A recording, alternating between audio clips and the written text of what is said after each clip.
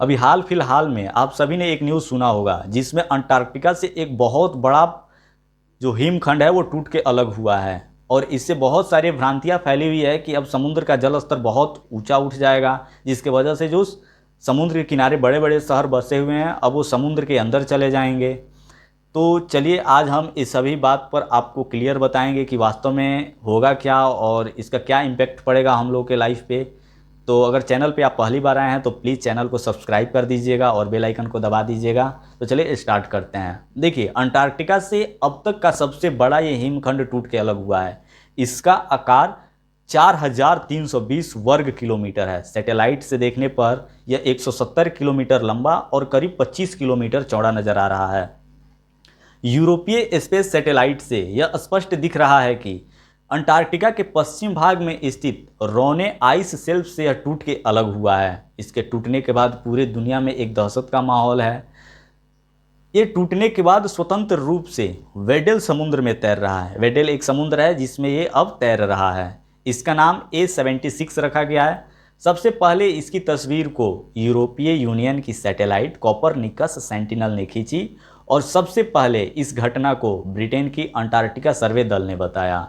एक और जांच एजेंसी है natural snow and ice data centre. इसके मुताबिक इस विशालकाय हिमखंड के टूटने से समुद्र के जल स्तर में सीधे कोई बढ़ोतरी नहीं होगा, किंतु अप्रत्यक्ष रूप से जल का स्तर बढ़ सकता है। यही नहीं, ग्लेशियर्स का जो बहाव है और जो बर्फ़ का जो बहाव है, जो धारा का, वो सभी धीमे हो जाएंगे।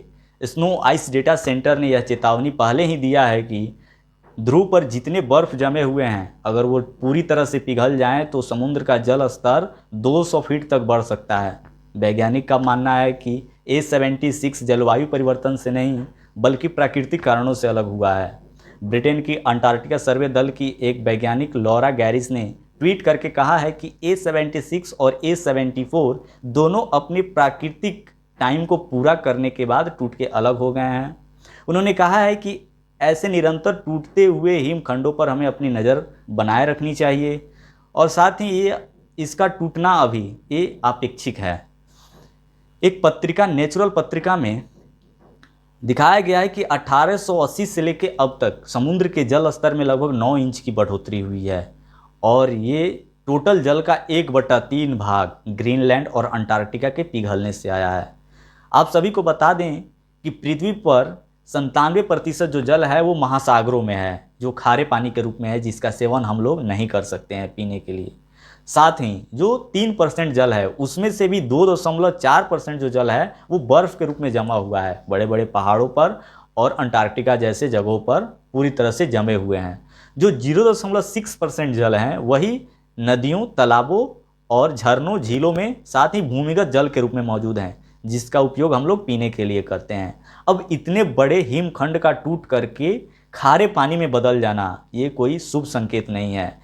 ऐसे हिमखंड के पूरी तरह से जमने में हजारों लाखों वर्षों का समय लग जाता है और एक झटके में इसका टूट के खारे पानी में बदल जाना ये पूरी तरह से दिखाता है कि मीठे पानी के स्रोत अचानक से कम होते जा रहे हैं और इसका इम्पैक्ट कहीं ना कहीं हम लोगों पे पड़ेगा। जो लोग सोच रहे हैं कि जो समुद्र के किनारे बसे शहर हैं केवल उन्हीं को इससे खतरा है, ऐसा बिल्कुल नहीं है। कुछ ऐसे भी देश हैं जो पूरी तरह से लैंड लॉक्ड हैं, जैसे हमारा नेपाल है।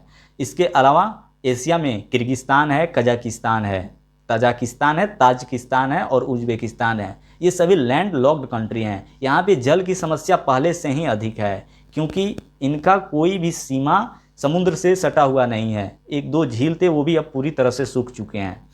तो आने वाले समय में जल की समस्या जितना समुद्र तटीय इलाकों में लोगों को होगा उतना ही लैंड लॉक्ड एरिया वाले लोगों के लिए भी होगा। ऐसे ही इन्फॉर्मेटिव वीडियो के लिए हमारे यूट्यूब चैनल को सब्सक्राइब कर लीजिएगा। मिलते हैं नेक्स्ट वीडियो में, तब तक के लिए जय हिंद।